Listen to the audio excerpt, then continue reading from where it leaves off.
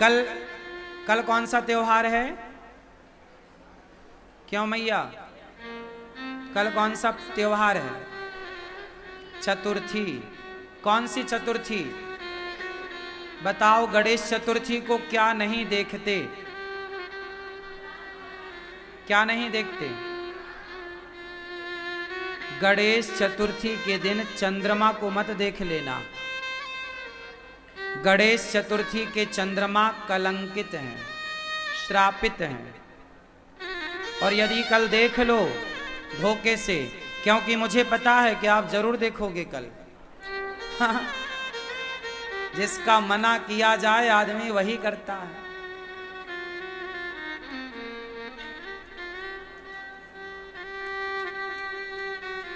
यदि आप धोखे से देख लें तो एक छोटा उपाय कर लीजिएगा। एक छोटा सा पत्थर उठाकर चांद की तरफ यूं फेंक दीजिएगा, तो वह पाप जो लगता है वह प्रायश्चित हो जाता है। या फिर चांद को, गणेश चतुर्थी के चंद्रमा को क्यों नहीं देखते, इसकी कथा है। कहो तो मैं सुना दूं 2 मिनट में।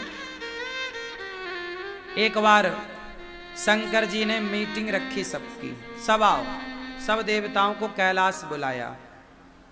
तो गणेश जी कैलाश की तरफ जब चले तो चूहे पर चढ़कर चले, तो वो चूहा चढ़ाई चढ़ने लगा तो गणेश जी गिर गए। पीछे चंद्रमा खड़े हंसने लगे, ओहो गणेश जी गिर गए। तो गणेश जी ने श्राप दे दिया कि तुमने हमें उठाया नहीं, हमारी मदद नहीं की। हंसने लगे, बड़ा घमंड है तुम्हें अपनी सुंदरता पर। जाओ, श्राप देता हूं, आज से तुम्हें जो देखेगा कलंकित हो जाएगा, कलंक लगेगा उसको झूठा। चंद्रमा चरणों में गिर पड़े, महाराज क्षमा। अच्छा कोई बात नहीं। फिर चतुर्थी के दिन, उस दिन चतुर्थी थी, बोले आज गणेश चतुर्थी के दिन जो तुम्हें देखेगा उसे झूठ मूठ का कलंक लगेगा। कई बार तुम्हारा परिवार तुम्हें झूठा कलंक लगाता है, झूठी चोरी लगती है, तुम्हारे चरित्र पर झूठा कलंक लगाता है, कुछ लोग लगा देते हैं। ये झूठा कलंक कई बार इसलिए लगता है क्योंकि आपने गणेश चतुर्थी की चंद्रमा को देखा। इससे मुक्ति का उपाय है, एक छोटा पत्थर चंद्रमा की तरफ फेंक देना, देख लिया है तो। और भगवान श्री कृष्ण के दूसरे और तीसरे विवाह की कथा, जाम्बवती और सत्यभामा के विवाह की कथा, श्री कृष्ण के साथ इनके विवाह की कथा कोई सुने तो इस पाप से मुक्ति मिल जाती है, उस कलंक से मोक्ष हो जाता है। तो कल चंद्रमा मत देखिएगा। पहला, कल कुछ लोग अपने नया घर बनाते हैं तो नए घर के ना द्वार पर गणेश जी की फोटो लगा देते हैं। देखा होगा आपने, टाइल पत्थर आती है, टाइल्स, उस पे गणेश जी का फोटो लोग अपने बाहर देखते हुए लक्ष्मी गणेश द्वार पे लगा देते हैं। लक्ष्मी और गणेश ये कभी द्वार पर नहीं होने चाहिए। गणेश जी बुद्धि हैं, तो बुद्धि घर के बाहर चले, घर के अंदर ना चले, घर के अंदर होनी चाहिए। लक्ष्मी घर के बाहर नहीं, अंदर होनी चाहिए। तो द्वार पर क्या लगाएं? गणेश लक्ष्मी नहीं, शंख चक्र और तिलक लगाना चाहिए द्वार पर। ये जैसे शंख चक्र, ये देखो, ये द्वार पर है। शंख ताकि आपका यश बढ़े, चक्र आपकी तरफ आने वाली कोई भी नकारात्मकता टल जाए, तिलक भगवान के चरण, ये द्वार पर हो, शंख चक्र तिलक। लक्ष्मी गणेश अंदर। कल गणेश जी बिठाओगे कुछ लोग, गणेश जी जब आप बिठाते हैं तो गणेश जी की पूजा होती है।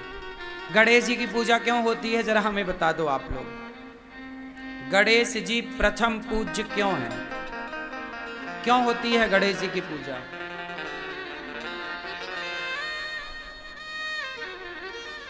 हाँ आप बताओ भैया। नहीं कुछ नहीं बताओगे? कसम खा के आए हो, कुछ नहीं बताओगे? भैया बताओ, गणेश जी की पूजा क्यों होती है प्रथम? हाँ, आप बैठे बैठे।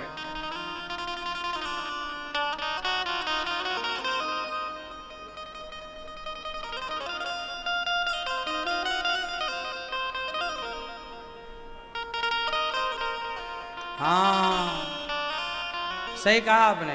बैठिए, बोलो आप। पीले भैया। एक बार भगवान शंकर जी ने, माता पार्वती ने, सभी देवताओं ने कहा कि पृथ्वी की परिक्रमा जो सबसे पहले करेगा संपूर्ण, वह पहला बुद्धिमान कहलाएगा। कार्तिकेय जी मोर पर बैठ के उड़ गए, पर गणेश जी का वाहन चूहा। चूहा कैसे परिक्रमा लगाए? मोर तो बहुत तेज दौड़ता उड़ता है, चूहा कैसे चले? तो गणेश जी ने अपने माता पिता की परिक्रमा लगाई, और जब परिक्रमा लगाई तो कार्तिकेय जी सब परिक्रमा लगा के आए और हंसने लगे कि देख, तू तो गया ही नहीं। तब शंकर पार्वती ने कहा कि इसने तो पृथ्वी की परिक्रमा 4 बार की, 4 परिक्रमा। कार्तिकेय जी बोले, मैं 1 बार करके आया, इसने 4 बार कैसे कर ली? बोले, माता पिता में ही संपूर्ण विश्व समाया हुआ होता है, क्योंकि माता पिता से ही ये संसार का जन्म हुआ है, हम सबका।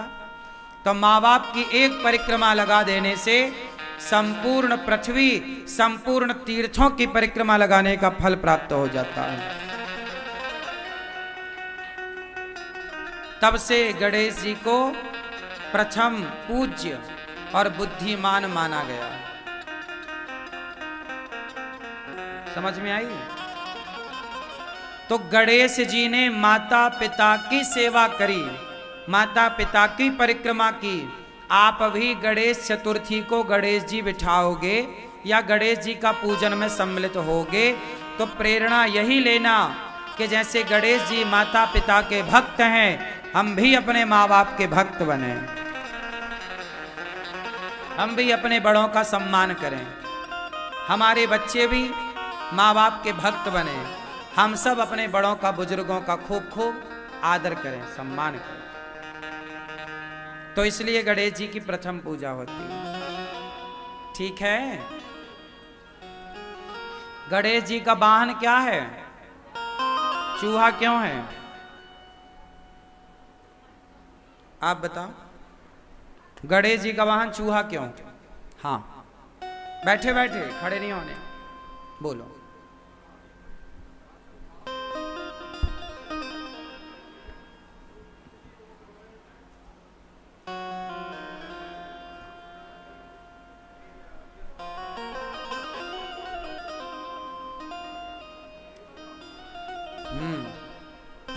आप बताओ, चूहा पे क्यों बैठते हैं गणेश जी? क्योंकि गणेश जी हैं बुद्धि के देवता। किसके? बुद्धि है ना। गणेश जी मतलब बुद्धि, गणेश मतलब, गणेश मतलब बुद्धि। लोग कहते हैं भाई बड़ा बुद्धिमान है, तो गणेश जी मतलब बुद्धि। गणेश जी बुद्धि के प्रतीक हैं, देवता हैं।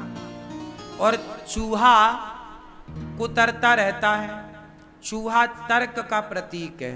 तर्क, तर्क समझते हैं? तर्क कितने लोग जानते हैं? तर्क जो जानते हैं वो हाथ उठाए, नहीं जानते तो मैं बताऊं, फिर वो भी बताऊं। तर्क समझते हो?